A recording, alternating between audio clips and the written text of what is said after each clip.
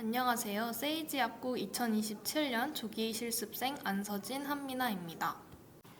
최근 삭센다와 위고비, 마운자로우와 같은 비만 치료제가 큰 관심을 받고 있습니다.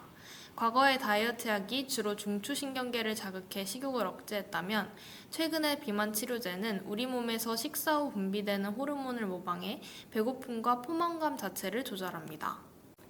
그 결과 비만 치료는 단순히 적게 먹게 만드는 약에서 혈당과 대사질환까지 함께 관리하는 치료로 변화하고 있습니다. 그렇다면 삭센다와 위고비, 마운자로는 어떻게 다를까요? 삭센다의 성분은 리라글루티드, 위고비는 세마글루티드입니다. 두 약은 모두 GLP-1 수용체 작용제입니다. 삭센다는 하루에 한 번 투여하며 성인 유지용량은 하루 3mg입니다. 위고비는 작용시간을 늘려 주 1회 투여하며 일반적인 유지용량은 주 1회 2.4mg입니다. 마운자로의 성분인 티르제파타이드는 조금 다릅니다. GLP-1뿐만 아니라 GIP 수용체에도 작용하는 이중작용제입니다. 국내에서는 주 1회 2.5mg으로 시작해 내약성과 치료 반응을 보면서 단계적으로 증량합니다. 같은 성분이라도 제품명과 용량, 허가된 적응증은 다를 수 있습니다. 예를 들어 세마글루티드 성분의 오젬픽과 위고비를 단순히 동일한 제품으로 생각해서는 안 됩니다. 이 약들은 지방을 직접 분해하거나 녹이는 약이 아닙니다. GLP-1은 원래 음식을 먹은 뒤 장에서 분비되는 호르몬입니다. 뇌의 식욕 조절 부위에 작용해 배고픔을 줄이고 포만감을 오래 느끼게 하며 음식 섭취량을 감소시킵니다. 또한 혈당이 높을 때 인슐린 분비를 촉진하고 글루카곤 분비를 조절해 혈당 관리에도 도움을 줍니다. 위 배출에도 영향을 주기 때문에 치료 초기에는 음식이 위에 오래 머무는 듯한 불편감이나 구역감이 발생할 수 있습니다. 티르제파타이드는 여기에 GIP 수용체 작용이 더해져 식욕과 에너지 섭취, 혈당 대사에 복합적으로 영향을 줍니다. 따라서 최근 비만 치료제는 단순한 식욕 억제제가 아니라 몸의 식욕, 포만감, 대사 조절 체계에 개입하는 치료제라고 볼 수 있습니다. 새 약이 주목받는 가장 큰 이유는 기존 비만 치료제보다 큰 체중 감소 효과를 보였기 때문입니다.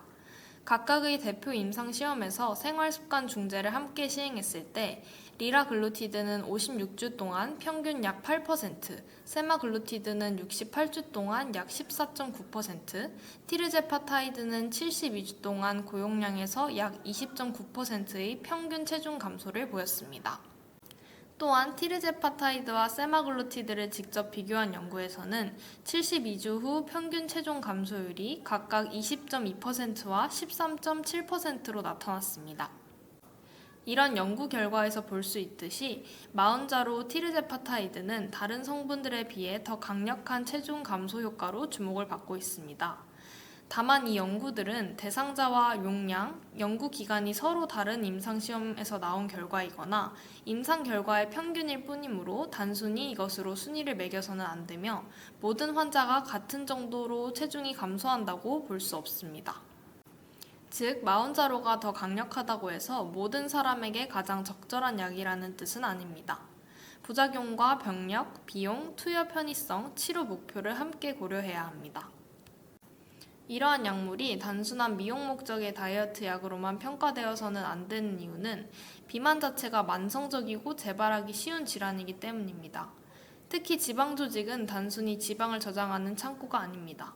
지방세포가 지나치게 커지고 기능이 저하되면 주변에 면역세포가 모이고 TNF-알파와 인터루킨6와 같은 염증성 물질이 증가합니다.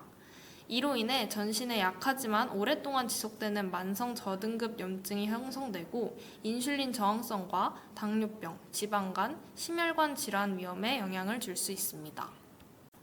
GLP-1 계열이나 티르제파타이드 치료 후에는 체중과 내장지방뿐 아니라 CRP와 같은 일부 염증 지표가 감소하는 결과도 보고되고 있습니다.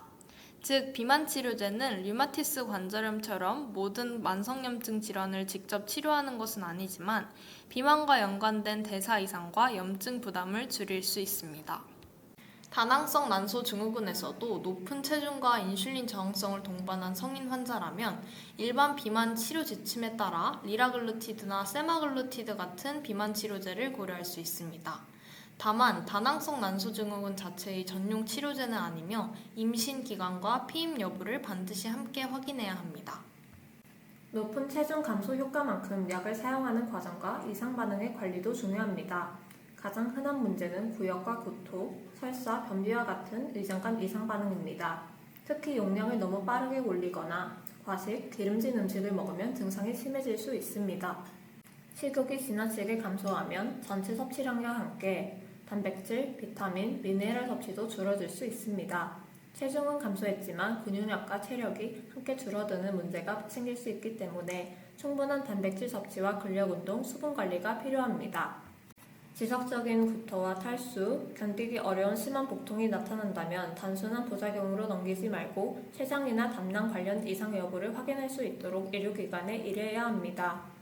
또한 목표 체중에 도달했다고 약을 임의로 중단하면 식욕이 다시 증가하고 체중이 재증가할 수 있습니다. 체중관리 약물 중단 연구들을 종합한 결과에서도 약물 중단 후 체중과 심혈관 대사 지표가 다시 이전 상태로 돌아가는 경향이 확인됐습니다. 이는 비만이 비만 치료제만으로 완벽하게 해결되는 것이 아닌 장기적으로 관리해야 하는 질환이라는 것을 보여줍니다. 결국 비만 치료제는 단순히 쉽고 빠르게 살을 빼주는 마법의 다이어트 약이 아니라 우리 몸의 정교한 대사체계를 조절하는 질환 치료제입니다. 마음자루처럼 더 강력한 약이 나왔다고 해서 그것이 나에게도 가장 좋은 약인 것은 결코 아닙니다. 개인의 기저질환과 병력, 발생할 수 있는 위장관계 부작용, 그리고 약물 중단 후 찾아올 수 있는 체중 재증가까지 고려해야 할 변수가 너무나 많기 때문입니다. 따라서 치료 시작 단계부터 용량 증량, 부작용 관리, 그리고 치료 목표 설정에 이르기까지 반드시 의사, 약사와 같이 전문가와 긴밀히 상담하고 올바른 복약 지도를 받아야 합니다. 약물 치료는 체중 감량의 보조 역할을 할 뿐이며 궁극적인 건강을 완성하는 것은 전문가의 가이드라인 안에서 환자 스스로가 일궈내는 지속 가능한 식습관과 생활 방식의 변화라는 점을 꼭 기억하시기 바랍니다. 감사합니다.